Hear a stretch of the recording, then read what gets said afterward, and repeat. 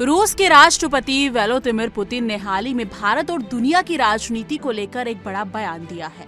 उन्होंने साफ कहा कि अमेरिका द्वारा भारत पर लगाए गए टैरिफ कामयाब नहीं होंगे और प्रधानमंत्री नरेंद्र मोदी किसी भी हालत में अपने देश के हितों से समझौता नहीं करेंगे। पुतिन का यह बयान सिर्फ व्यापार का मामला नहीं है, बल्कि इसमें एक बड़ा राजनीतिक संदेश छिपा है।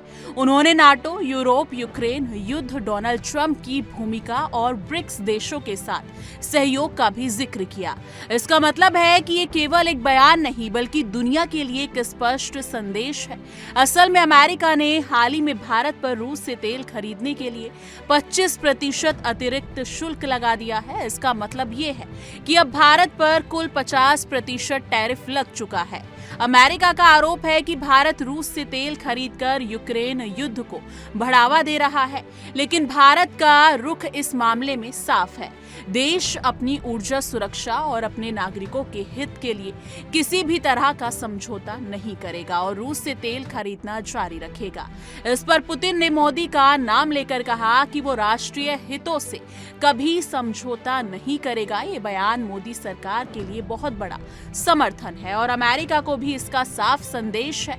पुतिन ने नाटो और यूरोप पर भी हमला बोला। उन्होंने कहा कि पश्चिमी नेता झूठी कहानियां बना रहे हैं कि रूस नाटो पर हमला करेगा। उनका कहना है कि ये सब केवल फैलाने का और यूरोप को अपनी नीतियों के पीछे लगाने का खेल है। पुतिन ने चेतावनी दी कि अगर नाटो या यूरोप देश को उकसाएगा तो रूस कड़ा और निर्णायक जवाब देगा। साथ ही उन्होंने ये भी कहा कि रूस का नाटो या किसी यूरोपीय देश पर हमला करने का इरादा नहीं है, लेकिन अगर उसकी सुरक्षा या जनता खतरे में होगी तो वो जवाब देगा। ये साफ संदेश है कि रूस अपनी सुरक्षा के लिए पूरी तरह तैयार है। पुतिन ने यूरोप के सैन्यकरण पर भी चिंता जताई है। उन्होंने कहा कि जर्मनी और यूरोप में सैन्य ताकत बढ़ रही है और जर्मनी को फिर से यूरोप की सबसे ताकतवर सेना बनाने की चर्चा हो रही है। उनका मानना है कि रूस इस जीत पर लगातार नजर रख रहा है और इसे खतरे के रूप में देखता है। इसका मतलब साफ है कि भविष्य में रूस और नाटो के बीच तनाव बढ़ सकता है। यूक्रेन युद्ध पर पुतिन ने एक दिलचस्प बात कही। उन्होंने कहा कि अगर डोनाल्ड ट्रंप राष्ट्रपति होते तो शायद ये युद्ध नहीं होता। पुतिन ने इस युद्ध को पूरी दुनिया के लिए एक बहुत बड़ी त्रासदी बताया और साथ ही ट्रंप की पश्चिम एशिया में भी गई पहलों की सराहना की। उन्होंने कहा कि कुछ हद तक सुरंग के अंत में रोशनी साबित हो सकता है। इसका मतलब ये कि पुतिन मानते हैं कि ट्रंप की नीतियां शक्ति की संभावना बढ़ा सकती हैं। पुतिन ने ब्रिक्स देशों और उनके सहयोग का भी जिक्र किया। उन्होंने कहा कि कोई भी ताकत पूरी दुनिया पर अपनी शर्तें नहीं थोप सकती। उन्होंने भारत और चीन जैसे देशों का नाम लिया और कहा कि ये देश आत्मसम्मान से भरे हैं और किसी भी तरह के अपमान को नहीं मानेंगे। सबसे बड़ी बात, रूस के राष्ट्रपति व्लादिमीर पुतिन ने हाल ही में भारत और दुनिया की राजनीति को लेकर एक बड़ा बयान दिया है। उन्होंने साफ कहा कि अमेरिका द्वारा भारत पर लगाए गए टैरिफ कामयाब नहीं होंगे और प्रधानमंत्री नरेंद्र मोदी किसी भी हालत में अपने देश के हितों से समझौता नहीं करेंगे। पुतिन का यह बयान सिर्फ व्यापार का मामला नहीं है, बल्कि इसमें एक बड़ा राजनीतिक संदेश छिपा है। उन्होंने नाटो, यूरोप, यूक्रेन युद्ध, डोनाल्ड ट्रंप की भूमिका और ब्रिक्स देशों के साथ सहयोग का भी जिक्र किया। इसका मतलब है कि ये केवल एक बयान नहीं, बल्कि दुनिया के लिए एक स्पष्ट संदेश है। असल में अमेरिका ने हाल ही में भारत पर रूस से तेल खरीदने के लिए 25% अतिरिक्त शुल्क लगा दिया है। इसका मतलब ये है कि अब भारत पर कुल 50% टैरिफ लग चुका है। अमेरिका का आरोप है कि भारत रूस से तेल खरीदकर यूक्रेन युद्ध को बढ़ावा दे रहा है, लेकिन भारत का रुख इस मामले में साफ है।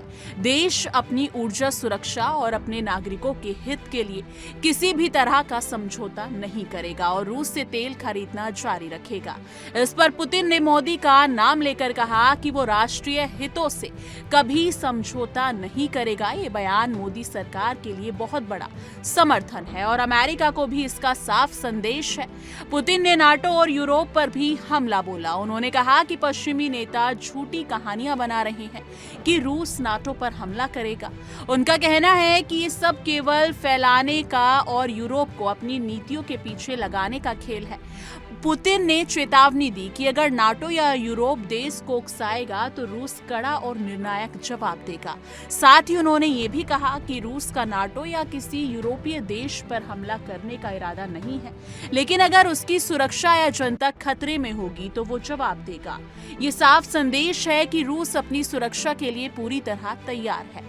पुतिन ने यूरोप के सैन्यकरण पर भी चिंता जताई है। उन्होंने कहा कि जर्मनी और यूरोप में सैन्य ताकत बढ़ रही है और जर्मनी को फिर से यूरोप की सबसे ताकतवर सेना बनाने की चर्चा हो रही है।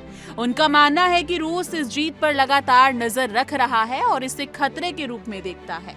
इसका मतलब साफ है कि भविष्य में रूस और नाटो के बीच तनाव बढ़ सकता है।